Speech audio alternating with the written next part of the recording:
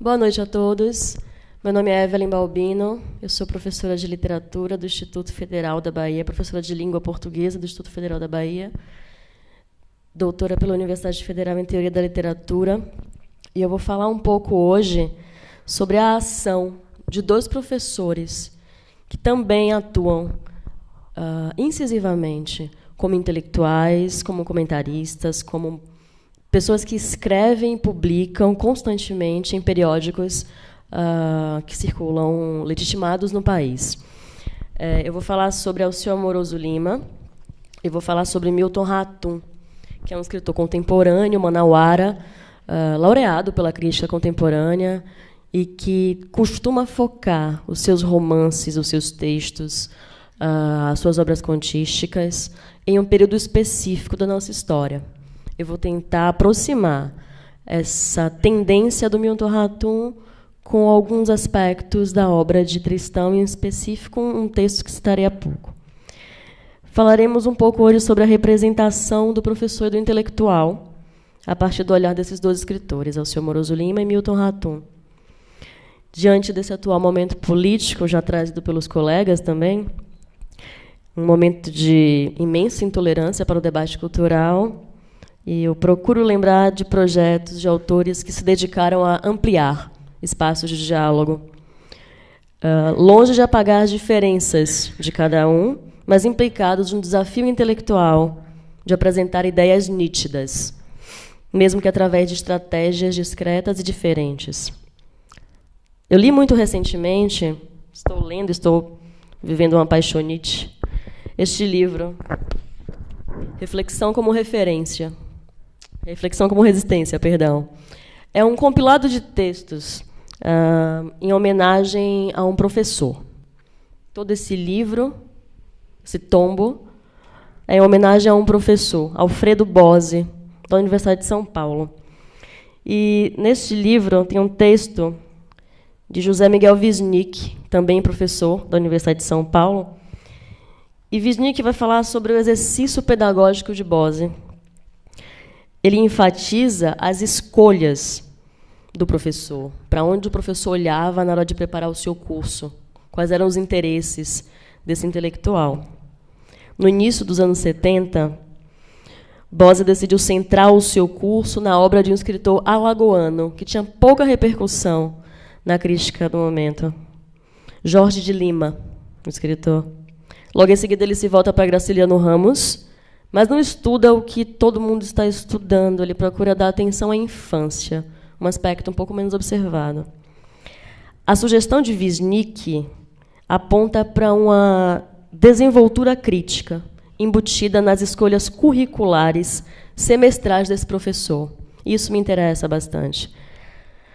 Essa leitura me fez indagar como o trabalho do professor, ao selecionar os seus caminhos de pesquisa, fomenta nos seus alunos olhares dissidentes. Eu recorro ao Alceu Amoroso Lima, que é professor, crítico literário, que escreve ao longo de toda a sua vida, publica a par e passo com as deliberações do regime militar. E trago também Milton Ratum, que elege construir diante de seus leitores personagens, professores que são oprimidos pela violência do regime de exceção. Milton Ratum tem uma estratégia diferente para dialogar com o tema. Ele elege a via da ficção enquanto professor intelectual. Eu me coloco, portanto, diante de duas estratégias que, por vezes, se entrecruzam. Duas estratégias de atuação intelectual. Duas figurações que explicitam modos de ler o exercício professoral e a sua relação com o tempo. Eu começo por Alceu, por respeito à cronologia. E trago um texto que já foi citado por Chiquito aqui, que compõe o livro Revolução, Reação ou Reforma, que reúne textos publicados em jornais entre 58 e 64. Nesse livro tem um texto muito importante, foi o texto que Chiquito comentou, que é o terrorismo cultural. A lente equilibrada do professor Alceu aponta para um radicalismo extremista que vinha invadindo a sociedade brasileira e, sob uma roupagem democrática, implementava medidas cada vez mais antidemocráticas. contundente, o autor criticava a censura que se insinuava a cada dia, o extremismo religioso. Evidenciavam esses aspectos, todos evidenciavam para o seu um retrocesso, uma perda de dependência. O professor se atenta ao sentido forte da palavra terrorismo, enquanto uso deliberado da violência moral e física contra instituições ou pessoas com fins políticos ou religiosos. A postura de Alceu Moroso Lima parece comprometida com um ataque discursivo ininterrupto ao regime vigente. O terrorismo cultural descrito por Alceu intimidava, sobretudo, estudantes, professores, jornalistas e intelectuais. E os presos e exilados e desaparecidos representavam a maximização do fracasso político e moral do período. Uma outra posição de Alceu, que indica ao leitor a sua familiaridade ou interesse por temas complexos e aparentemente contraditórios, é um texto que o autor escreve para apresentar este pequeno livro aqui. Todos veem? Esse livro é de Júlio Romão da Silva. É um texto dramático e Alceu decide escrever um texto de abertura para apresentar este livro.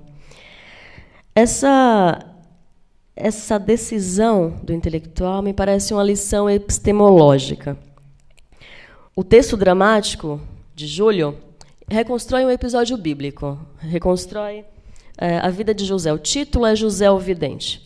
Então, vai reconstruir a venda de José pelos seus irmãos e o seu destino no Egito. Um tema relativamente familiar para uma cultura cristã. O texto reconstrói esse episódio. A peça compõe, com outros 2 livros, um ciclo bíblico do autor. Apesar do silêncio da crítica da época, Alceu olha para esse livro e acredita que deve apresentá-lo aos seus companheiros críticos da contemporaneidade, do tempo então vivido. Alceu vai chamar esse livro de Glorificação do Protesto. Ora, a peça fala sobre José, uma história relativamente conhecida. Mas o que interessa ao Alceu neste texto é o exercício artístico de um dramaturgo, enquanto leitor do seu tempo, que focaliza nas escrituras lições de retidão, de perdão, e denuncia, assim, a falência moral da estrutura sociopolítica brasileira.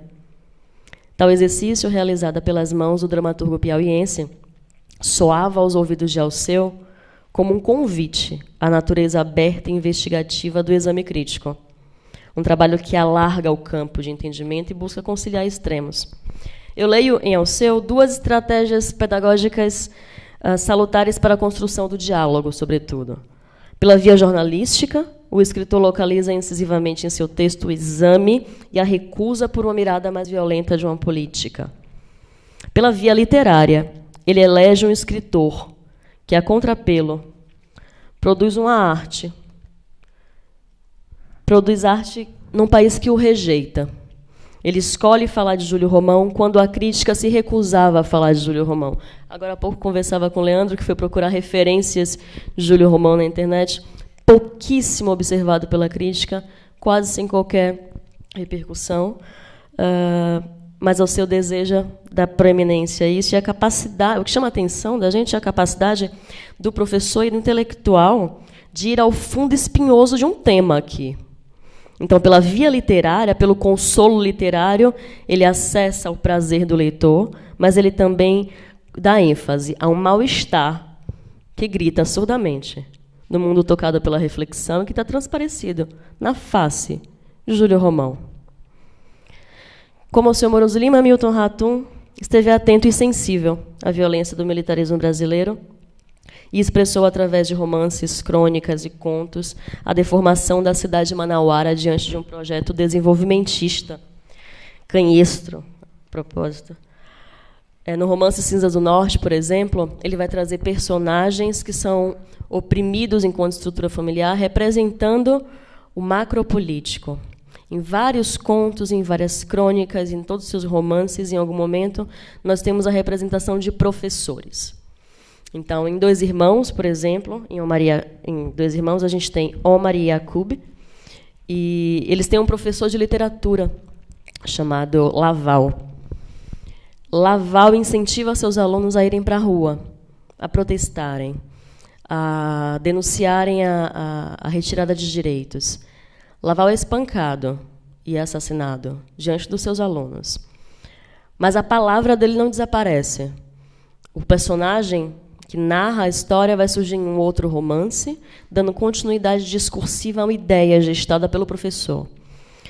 Isso acontece também em um conto chamado Dois Poetas na Província. O escritor também coloca em proeminência um professor que vive em um quarto, em um subsolo escondido, isolado, muito pobre. E tem uma peculiaridade, ele é professor também de literatura francesa, e ele adora Paris.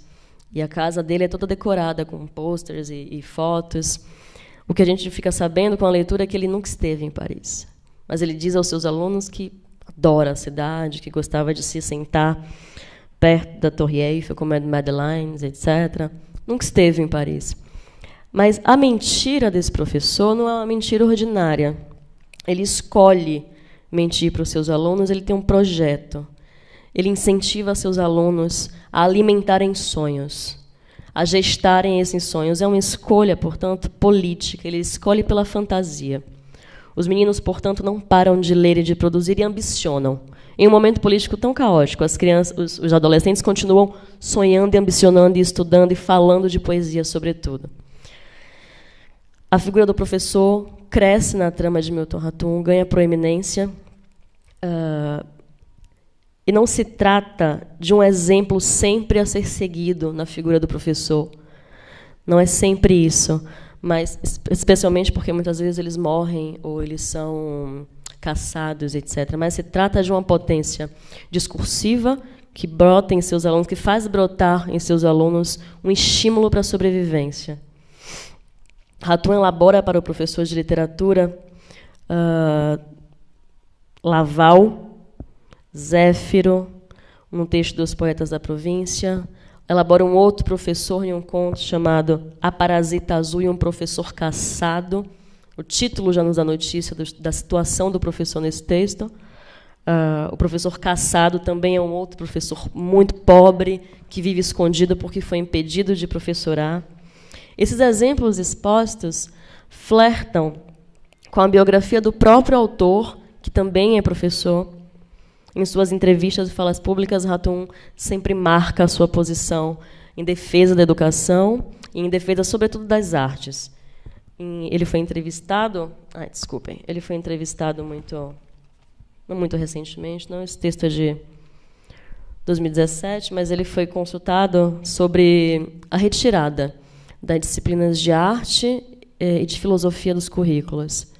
Ele vai enfatizar veemente que retirar essas disciplinas do currículo acadêmico significa castrar o poder da imaginação, especialmente no que diz respeito às artes, e pensa a imaginação enquanto um exercício para que os alunos consigam se colocar no lugar do outro, para que eles consigam sair de si mesmos. A lição que esses professores parecem nos deixar aqui, foi o meu interesse, me parece ser um direcionamento de olhar. Em tempo de extremado materialismo predominante, Bose, que abriu a minha fala enquanto exemplo, decide falar sobre um poeta católico. Milton Ratum, através da via narrativa, focaliza na figura do professor enquanto um profissional que resiste mesmo quando perseguido. Alceu Amoroso Lima prefacia o livro de um dramaturgo que, embora ocupe a cadeira de número 21 da Academia Piauiense de Letras, recebia pouquíssimo holofote das escolas e universidades tão protetoras de currículos eurocentrados. Alceu e Ratum tecem inequívocas oposições a uma etapa da nossa história. O primeiro, em corte profundo, evidencia seu comprometimento com valores democráticos. O segundo, através da memória, desenha professores insistentemente, sempre atravessados pela violência de um momento político. Eu recupero hoje o exercício desses dois autores porque eu considero salutar falarmos dessas potentes armas: a escrita, o ensino, o incentivo à criticidade, o tratamento do conceito de história por vias diretas, subjetivas e atuantes, e que, sobretudo, apontam para a manutenção de democracia e para a dimensão multivetorial do texto enquanto mecanismo de convivências mais pluralistas. Eu termino minha fala com um trecho do próprio Alceu Amoroso Lima. Acho que dialoga bastante com o que estamos fazendo aqui hoje. Os soldados, os professores são soldados desconhecidos da única guerra que devemos admitir e querer, contra a ignorância, contra o preconceito, contra a impiedade, contra a imoralidade, contra a irresponsabilidade, a injustiça, o imobilismo, o isolacionismo, contra todas as formas de egoísmo individual e coletivo. São esses os soldados desconhecidos que saudamos. Muito obrigada a todos pela atenção. Estou aberta, caso queira fazer algumas perguntas no final do nosso evento. Obrigada.